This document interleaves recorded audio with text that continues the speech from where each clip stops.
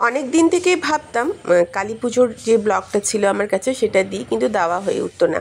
তো কালী পুজো শুরু হলো আমাদের এইভাবেই। আগের দিন রাত্রিবেলায় আমরা 14 প্রদীপ জ্বাললাম, আমি আর আমার মেয়ে বসে আমার বাড়ির বারান্দায়। এটা কিন্তু ভীষণ মজা লাগে, আর আমার তো ভীষণ ভালো লাগে জ্বালতে। আমি এটা আগে জানতামও না, করতামও না, এখন এটা আমি করি, আমাকে ভালো লাগে। জানি না আগুনের ছবি দিতে ফেসবুক না বলে, তাও এই প্রদীপের ছবিটা গ্রহণযোগ্য হবে কি হবে না ফেসবুকে, না আমার পুরো ভিডিওটাই শেষ হয়ে যাবে সেটা আমি জানি না। তারপর ছাদে গেলাম, ছাদে গিয়ে দেখছি কত আলো চারিদিকে। কালী পুজো মানে শুধু আলোর বন্যা। আমাদেরও ছাদে কিছু আলো লাগানো হয়েছিল বাড়িতে, কিন্তু সে ছবিটা আমার আর তোলা হয়ে ওঠেনি, শুধু বাইরের ছবিগুলো তোলা হয়েছে। ওই একটা দুটো লাইট আপনারা হয়তো দেখতে পাচ্ছেন, ওইটুকুই শুধু, কিন্তু আর কোথাও মানে বেশি তোলা হয়নি ছবি, তো খুব বেশি লাইট দেওয়াও হয়েছিল না। তারপর চারিদিকটা দেখতে দেখতে সেদিনই আমাদের কথা হলো তাহলে বাড়ি যাব। বাড়ি তো আমরা কালী পুজোতে প্রত্যেক বাড়ি যাই, বাড়ি গেলাম পরের দিন। বাড়ি গিয়ে আমাকে আমার মেয়েরা, আমার দুই মেয়ে, আমার ছেলে আমাকে আলাদা করে দিচ্ছে।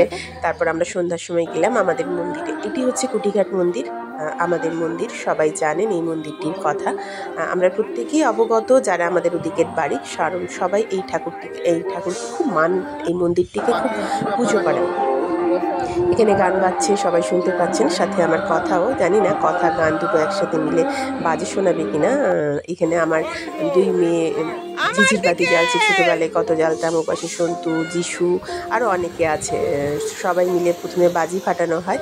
আজকে বাড়ির সবার ছবি তোলা হয়নি, এখানে পম আছে। প্রত্যেকবার আমরা সবাই মিলে অনেক ছবিও তুলি এখানে। কালী পুজো যে বিশাল কিছু হয় আমাদের এখানে তা নয়, কিন্তু এই টানটাকে আমি কোনোদিন বাদ দিতে পারিনি। এই ছোটোবেলা থেকে এই প্রদীপ জ্বালাটা ছিল আমার কাছে একটি বিশেষ কী বলবো ভালো লাগা।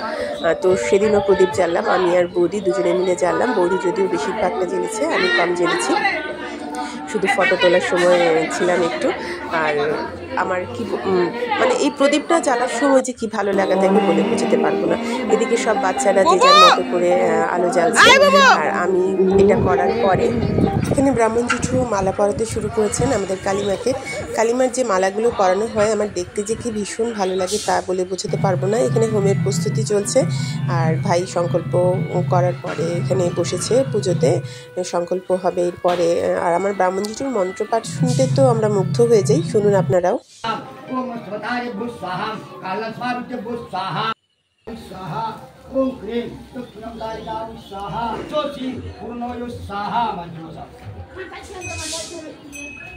দেখছি পুজো শুরু হয়ে গেছে।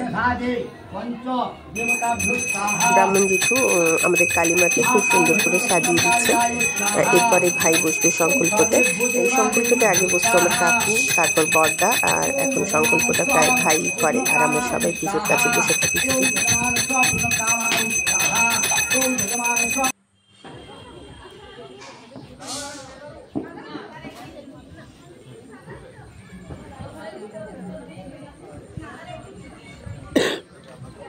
কি হলো, বাবার লেগে গেল?